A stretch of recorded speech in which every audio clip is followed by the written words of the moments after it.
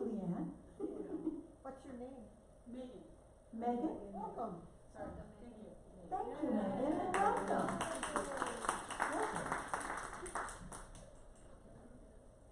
So I hope you'll stick around and have a little coffee with us afterwards. Indeed. There you go, you got started. That's a bad habit I started about 6 months ago or so. It's like I thought, I'm desperate, I gotta have some coffee. And then the next week it was 2 or 3 more cups of coffee out there, and now I think everybody has one. Raise a cup, huh? Good morning. Also want to thank our lovely guest this morning, Mary Ellen Johnson. Welcome. And thank Ward and Ireland. Yes. And our team of volunteers that keep this rolling and going and greening. And today we have a very special thank you to our super volunteer. Hi there. Mark. Yes, you stand up. Our kitchen queen. Oh, damn. Gail Marple.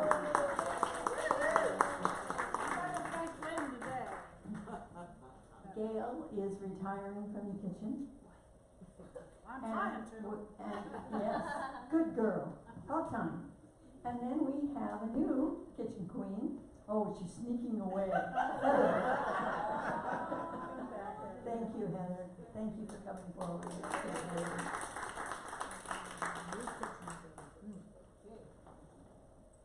And the other process of what's going on, what continues to going on, is our prayer ministers. And we wish to prayerfully support you in the prayer process. And we do that by either you putting a prayer in the box in the back, or going to unitysb.org and doing it online. And we collect those as they come in. We spend a month in the process of prayer for each and every one that requests that. And then it moves from there on to Silent Unity, that's been going over for 100, 125 years. At another 30 days of powerful prayer. There's something else I want to add to that it just showed up today that I really want to share. That was almost 20 years ago that I heard the calling to become a chaplain here in this community, and went through 6 weeks or more of training, and one was an intensive weekend, and part of that was obviously about prayer. And I was really struggling with, what is prayer? I didn't connect. So I sat down with our minister at the time, and I just broke out crying and said, I don't know if I can be that. I don't know how to do that. Just reading words. And he looked at me and he said something that is transformational for my life at that time and stayed with me. That is, he said to me, Cleo, you are the prayer. And the more and more, as now on the prayer team, that we do this daily, and some days well and some days, but it is about holding sacred space for the person who's made that request, and to see them as the powerful one who is going to actually bring that prayer into fruition. We hold the space, and we see you as the answer. And that is why I do what I do as far as being part of that team. And thank you, Betsy, for being our leader in that. Okay, now on to announcements. Basically, it's on the back, and it's a short list that kind of stretches out, but there's a couple things that are really important about this. One is, obviously, is our monthly potluck. And a little glitch in that our refrigerator died. No, that's not cool. So, yeah, it's uncool, very cool. She's here every Sunday. Yeah. She'll be here all So we are looking for a new old one.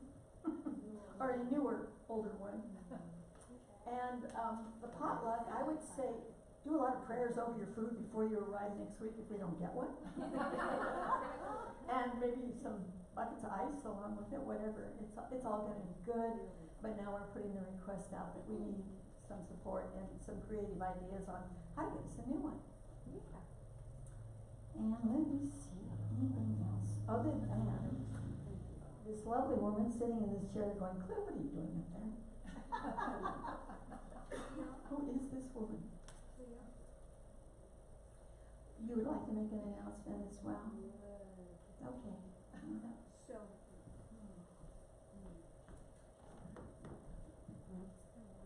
Just 1 week from Wednesday, Sister Lucy Curran returns to this place. this place. Right here, she'll be here from India. This is the current Mother Teresa. She'll be here with many people. The natives will be welcoming her. Grandmother Vi's granddaughter will be here welcoming her. People from Iceland will be here welcoming her. So I knew you would want a reminder. I made these tickets. You don't need a ticket. It's free. You're just welcome to show up a week from Wednesday at 7 o'clock right here. Thank you, Norma Jean. It sounds like a beautiful experience. And thank you for blessing our community with it. Okay. Hi there. Mary Ellen Johnson, or more formally, Dr. Mary Ellen Johnson. She holds a Doctorate of Ministry degree from the Wisdom School of Graduate Studies. She is also a religious science practitioner and certified labyrinth facilitator. Mary Ellen has been known to go hours and miles out of her way to seek out a labyrinth someone told her about. And I understand that a week ago you were the facilitator for one at Unity Bellevue. I hope you'll share a little bit more about that with us. Wonderful. She's also a voracious reader and deeply inspired by stories of human triumph and adversity. As an avid pilgrim, Mary Ellen has completed the Spanish Camino and the journeys to Assisi, Italy, and the Chartres, is it? Yeah. Cathedral in France. And Mary Ellen's personal credo is life is easy when you share what you love and teach what you know. And what Linda said, by the way, Linda is on vacation. So let's just see her really relaxed. She surely deserves it. And also, Linda absolutely loves Mary Ellen, and we love you too.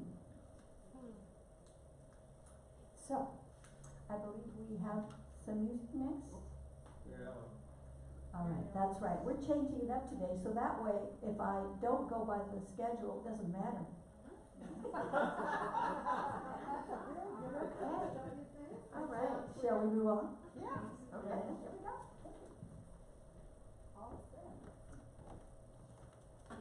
Well, good morning, everyone. We are going to mix it up a little bit this morning because I'm going to speak, give you my message, and then when I finish with my message, we're going to go right into meditation, and then we'll sing afterward, okay? All right, good? All right, and I'm with you once again, and so happy to do that. Thank you. You mentioned a couple things, so let me talk about them. 2 weeks ago was World Labyrinth Day, a worldwide celebration where people in communities walk as one at 1 p.m. in your time zone. You walk with the intention of healing and world peace. And World Labyrinth Day begins in New Zealand, goes around the world, comes to us. We walked, I had 37 people at my Labyrinth seminar and the group walk. It was marvelous. So the first Saturday in May is World Labyrinth Day. Keep that in your consciousness for next year. So the title of my talk today is The Power of the Word.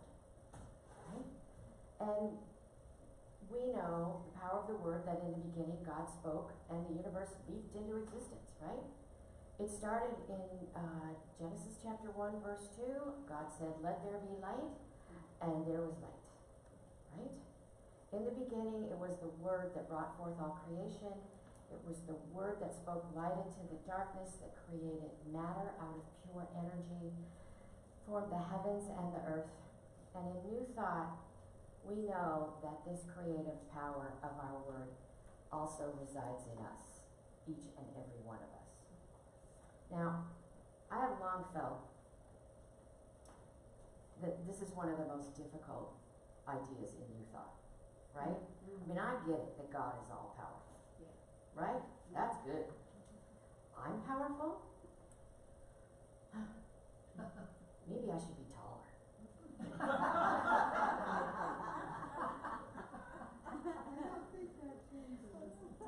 By the way, I feel like Goldilocks at Baby Bear's podium here.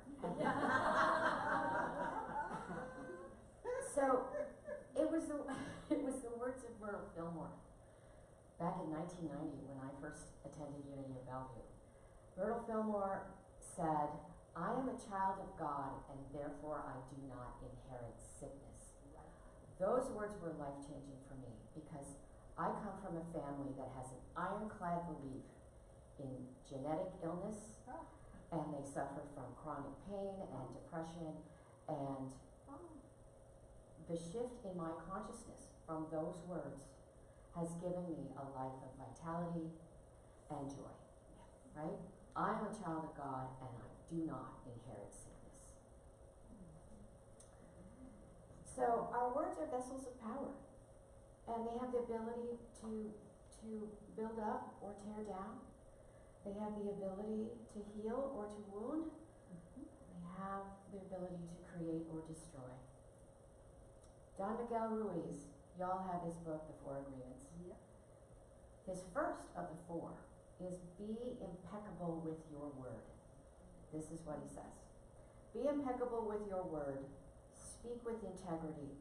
Say only what you mean. Avoid using the words to speak against yourself or to gossip about others. Use the power of your word in the direction of truth and love. So with this great power comes great responsibility, and we need to use our words wisely, right? We need to speak truth, we need to speak love, and we need to speak life. Ernest Holmes wrote a lot about the creative power of our words, and our words as creative things. It stands to reason that we have to be very careful in sowing the seed of our words. Your words wield the power to create love and connection, as well as hatred and separation. Being mindful of your speech and choosing kind words is an actionable practice in treating others the way you want to be treated. It's really the foundation of the golden rule. Okay? Remember that our words have consequences. They have the power to shape our lives and the lives of those around us. So when we think about the words that we speak to others, are they words of kindness and compassion, or are they words of judgment or condemnation? Think about what you say to yourself. This is really important, right? Are you encouraging yourself, or are you wallowing in doubts and fear? Watch your self-talk, okay? In thinking of the positive power of our words, you know, a lot of us have studied a bit about nonviolent communication, right? About not using violent words, about speaking positively. The prefaces for speaking powerfully are: I observe, I think, I feel, I want, I need, I believe, right? We want to stop using words like kill, shoot, murder, hate. We don't have problems, we have challenges. In my career, I had the opportunity to train several young women as my assistant over the years. And one of the powerful things I always had to do with them was have a little language conversation and and I would preface it by saying, yeah, you might be rolling your eyes, but I'm going to teach you something really important. And that is, we don't do things like when the customer asks when their project is going to be delivered, we don't say we're shooting for Tuesday. We say we intend to deliver it on Tuesday, and we'll keep you posted if anything is going to delay that. Now, unity has taught the power of the word, you know, and really has had some skin in the game for 100 years, all right? Do y'all know that it's the 100th anniversary of this powerful little booklet? All right? Daily Word was created in 1924. It was created as a way to offer daily inspiration and guidance to Unity followers and others interested in new thought. Each day's entry includes a word or a short phrase, an affirmation, a brief meditation, and a passage from Scripture. Unity has long taught that affirming statements of spiritual truth allows one to grow in their divine potential.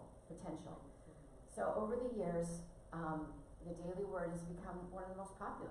It's printed in 4 languages, plus large print, plus Braille, plus I think you can get an auditory, like podcast download of it as well.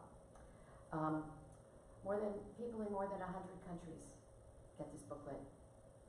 And the intention and mission of the Daily Word staff is that the daily messages lift you up, remind you of your divine nature, and open you to new possibilities for your life. It is written by a dedicated team of writers.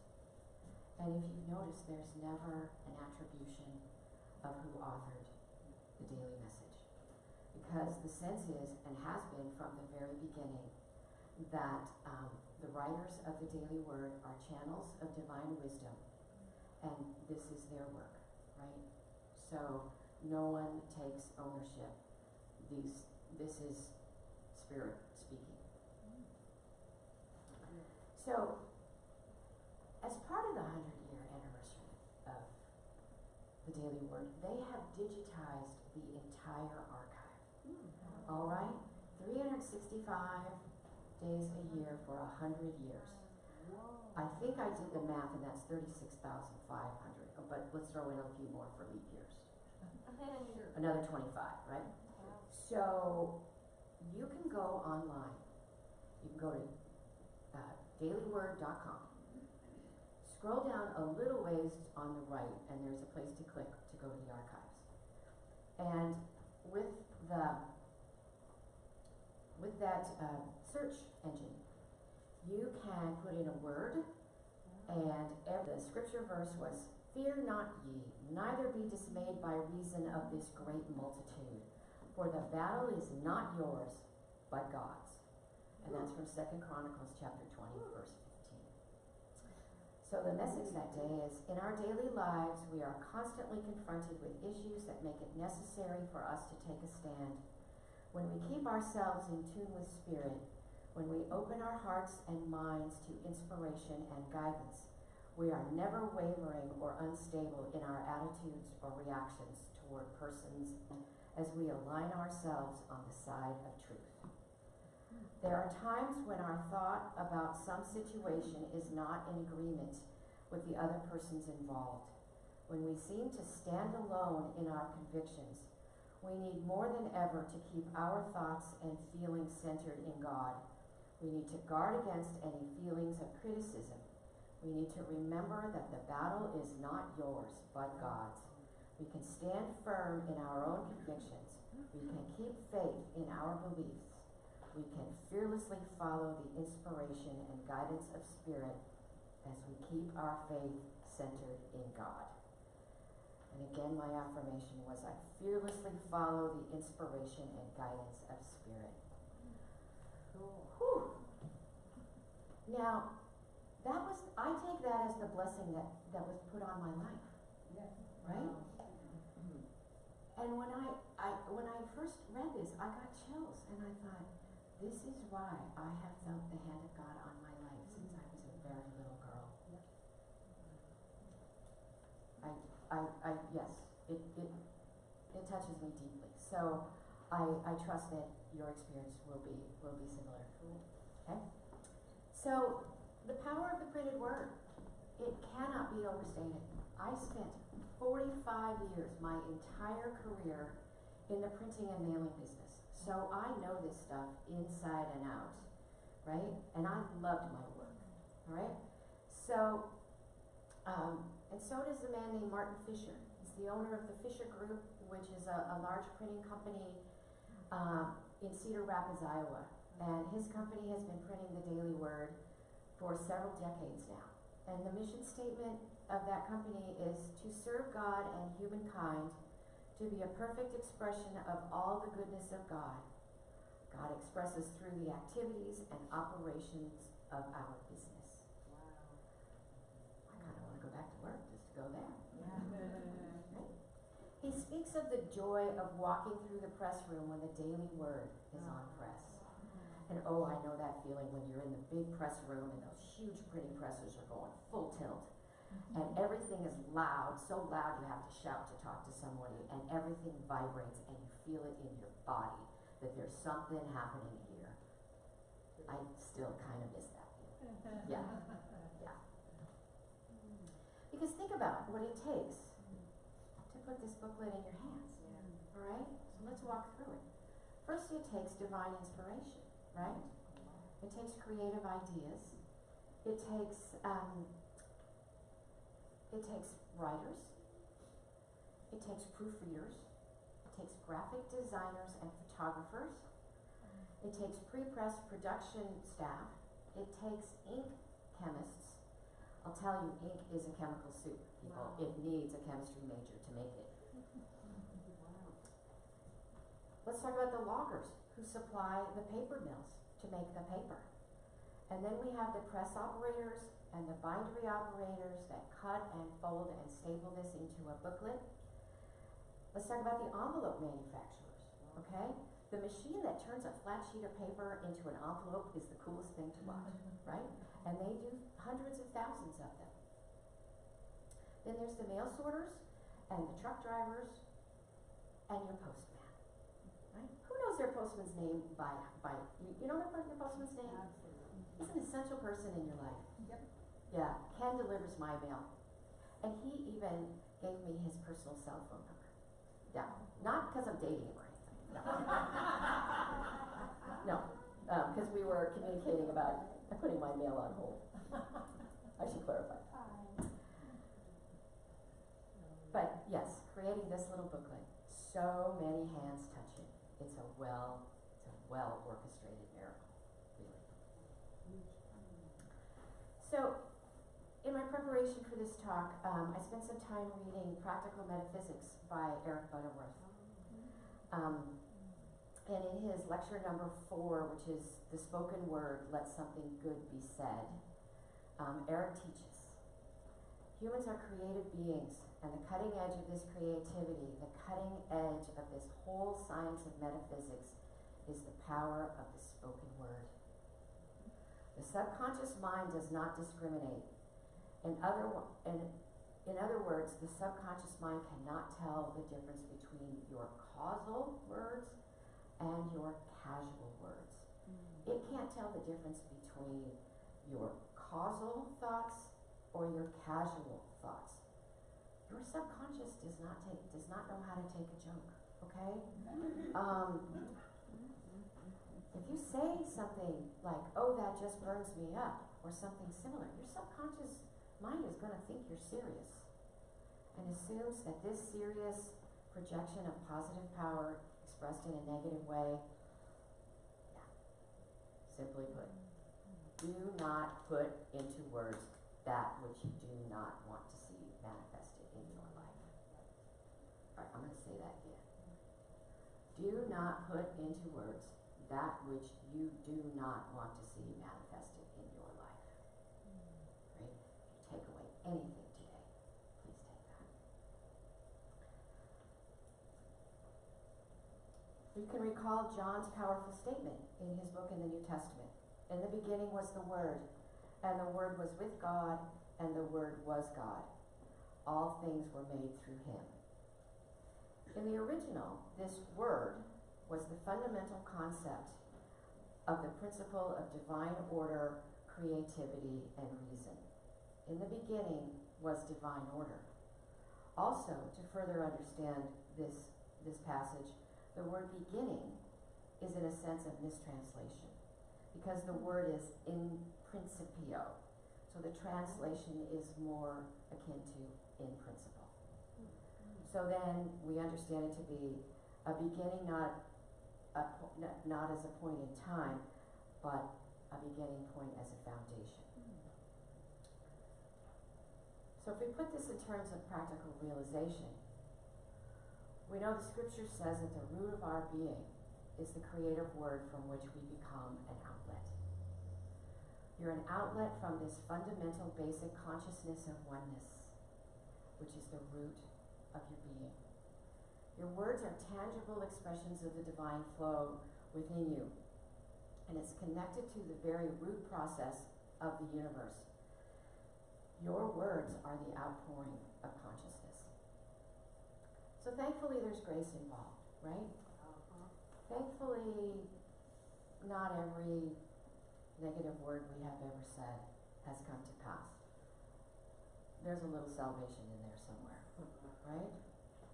But if anything is ever going to change in our lives, right? If the bad situations are going to change, something has to change, and it might as well be me, right? So if there's something in my life that's not quite right, I change my thinking, I change my consciousness, and I change how I speak about it. Now, Jesus, if we read about his miracles, he always got himself in tune with the realization that he was a creative expression of the infinite power, right? He didn't just go off willy-nilly and tell Lazarus to come forth. He first got himself in tune with spirit. And that's really a great habit for us, is that when we have something to say, and we need to say it well, take a moment. Get connected with your spirit. Get connected with your divine consciousness. And then speak from that, right? Speak from what you hear in your internal conversation. Because if we get our speech into the universal flow and we allow the divine mind to express in our minds and our bodies and our affairs, then good things are going to happen. When we get ourselves out of the way and allow the creative universal mind to express through me, to be articulated in the form of my words, yes, good things happen. So when you face any difficult situation, first, get centered, speak from your center. And that's a skill many of us have, and if not, we can certainly learn it. Taking time to turn within, to listen, to see what the infinite process wants to say through me. Sense what your body is saying. Your body will give you a lot of clues. So, yes, just stay grounded before we speak. It's really easy in our tradition to pick up on an affirmation and run with it. And, it's da-da-da-da-da-da, and God is good, and God is love, and I'm now one with the perfect life, and such, right? We say these things before we've taken time to listen, to tune ourselves in, and so we can really fulfill this consciousness. We must feel the words in our soul and body when we speak them. That goes, Cleo, with what you were saying about you are the prayer, right? Totally congruent with what you were saying. So listen. Before you speak, listen. Identify with your inner light. And with a glow on your face, sparkle in your eye, and a little energy in your voice, let something good be said. All right? Even if there's criticism involved, even if the situation is not good, always, always, always, let something good be said, right? So let's challenge ourselves to speak the creative words and say the kinds of things that we want to see manifest in our lives. Because when we speak about what we want in our lives, that's when heaven and earth moves. And that's when the universe then conspires to be on our behalf. Now I'll tell you a little story. About a year and a half ago, I was at a dinner party with friends that I have walked the Camino with. And when I walked the Camino, I've always been with a group, and I've always, had support along the way. The challenge with that is that, I'm kind of short, and I don't walk as fast as people do. So I was always scrambling to keep up. But these were my beloved friends, and we're having a wonderful time reminiscing. And I very quietly said, next year I'm going back to Spain, and I'm going alone, and I'm going to walk the whole thing, and I'm going to do it. Yes, I'm going to do it on my own, at my pace. Most people walk from the French side of the Pyrenees to Santiago de Compostela in about 30 to 35 days. I'm giving myself 2 months. Yes. Yes, so I won't be seeing you in September and October, all right? But if you want to pray a prayer of blessing for me, I leave August 29th and I start walking on September 1st. Yes, yes. So, I have just given you the vision of what I want to manifest in my life. When I sort of mumbled it at the dinner table a year and a half ago, I thought, oh my God, I've just told my best friends this. And now I'm just so over the moon, excited in my preparation that it's a marvelous thing. The power of my words are manifesting something that I have dreamt about. So here we go. All right. So let's challenge ourselves. Where we're going to think before we speak, where we're going to listen before we articulate things, and we're going to try to put into words only those things that we wish to manifest.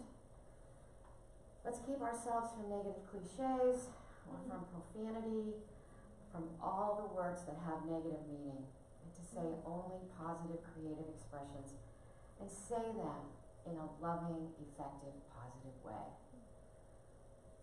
If you will do this, I believe and I declare that you will become part of creating a world that works for everyone. All right? This is a really powerful key to creating a world that works for everyone. And you will also find that just by the very act of your own discipline and your own participation in this positive flow, things will take place in a marvelous way in your life. You will see a change in the vibrational patterns that influence your whole life in a way that some would call miraculous. But in unity, we know that the miraculous is an everyday occurrence. Right? So shall we do this together? Yes. Right.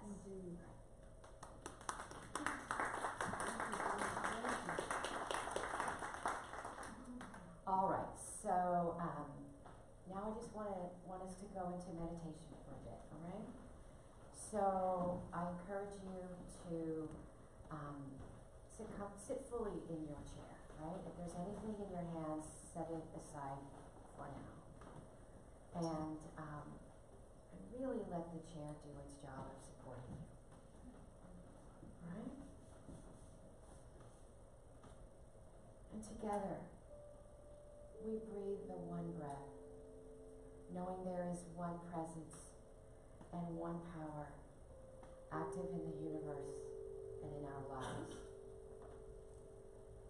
And in this stillness, let us claim the truth that all things begin with oneness, the creative divine mind at the ground of our being, that each of us is spirit expressing as us. I listen before I express myself. I listen to the vibrational pattern of the universe, which is expressing itself, articulating itself as me. Dynamic, wonderful, powerful, beautiful, fulfilling and full of love. I am a vital spiritual being. This is my identity in the universe. I make the commitment now that I am going to allow this to be the ground, the foundation, the underpinning of all that I think and feel and articulate. I am grateful for the principle and truth that all powerful and all positive things come out of this essential oneness at the root of my being. So in this moment, I rest with ease, knowing I am loved, held, supported in grace, always. I listen to this consciousness before I write an email or leave the house, before I get involved in any kind of relationship. I remember who I am, and then I allow this consciousness to be expressed in my spoken and written words. I project these spoken and written words in positive power, and I allow it to flow through me in faith, in creativity, in love. I project myself in my imagination now. I see myself going forth from this place, doing the normal little interactions of daily life, ordering food in a restaurant. I'm chatting with the checkout clerk at the grocery. I'm talking with my friends and my neighbors. I'm conversing around the water cooler at work, or I'm greeting my postman. I confidently approach disagreements, misunderstandings, and challenges, knowing the power of my words to create harmony and positive outcomes for all concerned. I see myself through mental imagination as projecting positive power, saying only those things that are positive and creative, and saying them in a loving, harmonious way. In all times and in all places, yes, let something good be said. Let it be said positively. Let it be said lovingly. Let it be said with energy and emotion. Let it be said in a way that truly represents me in my fullest, most powerful way. I go forth, committing to the practice of this fundamental metaphysical truth every day. My word has real power, and it creates the reality I choose to manifest daily. This truth makes me free, and for that, I say thank you, God. Thank you, God.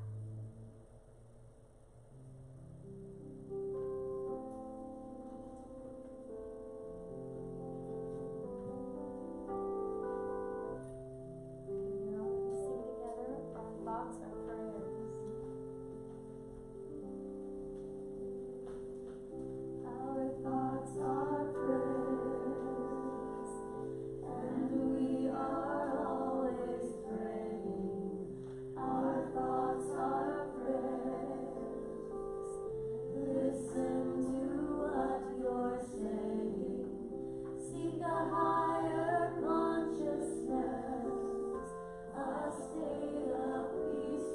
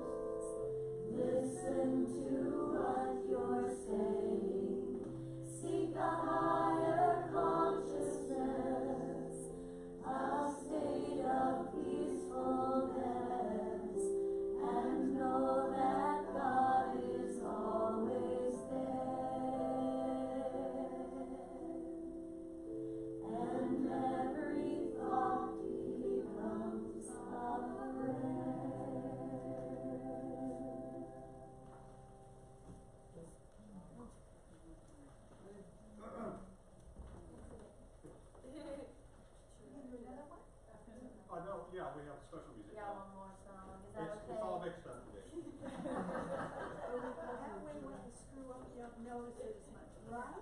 Right, it doesn't matter. Makes no difference.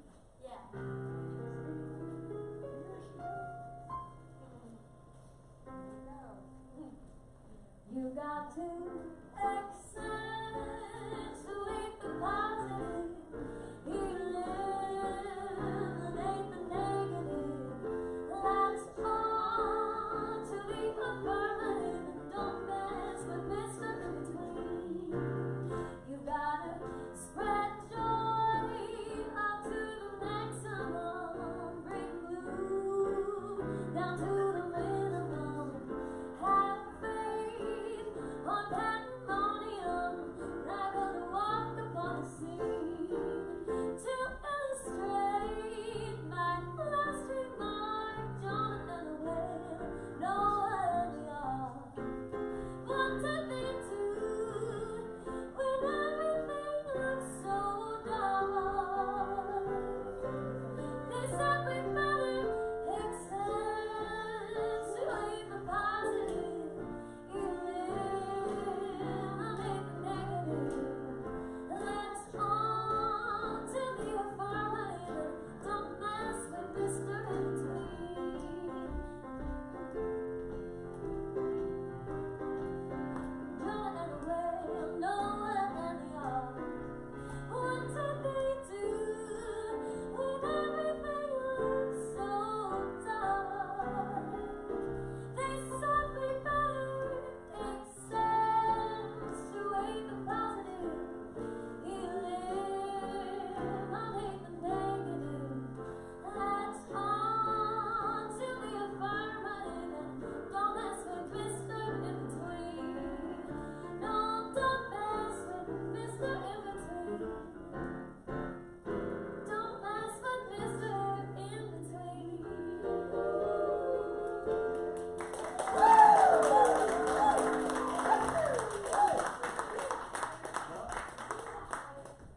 Awesome, thank you, thank you.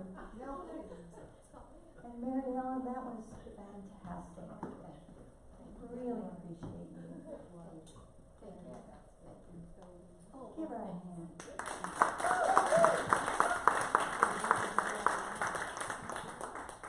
Okay, now it's time for our offering. This is the point of gratitude for this community and expressing it. We are grateful for your ongoing gifts and offerings. You can offer your gifts here in the sanctuary or online through unitysv.org or by mail. We bless every single gift we receive with love and realization that as you give this ministry, it continues to thrive. What you have given returns and multiplies, pressed down and running over. And so shall we say this together as we bless our offering? I give joyfully and easily, for God is our source, and blessings is mine. And thank you for your generosity. Okay.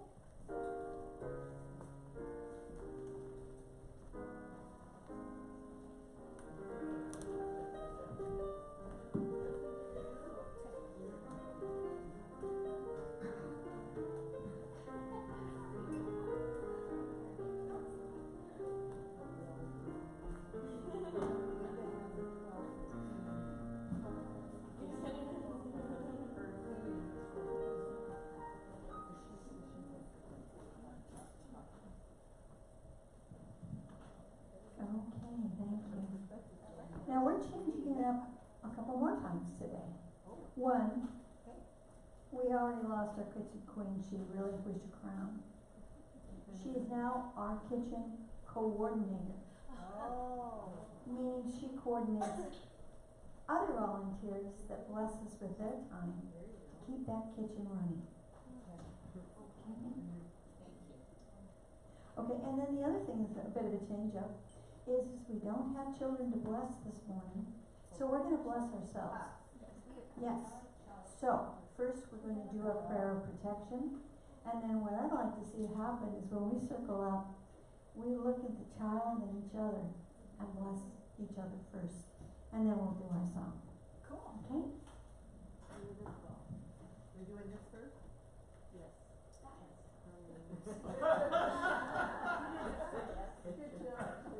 The light of God surrounds us, the love of God enfolds us, the power of God protects us, the presence of God watches over us. Wherever we are, God is, and all is well. Oh, darn.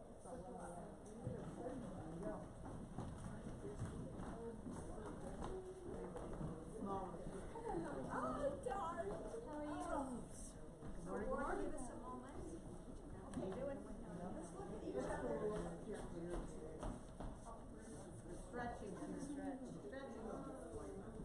First you gotta get our circle. There we go. There we go. Now we can. Children Children of light.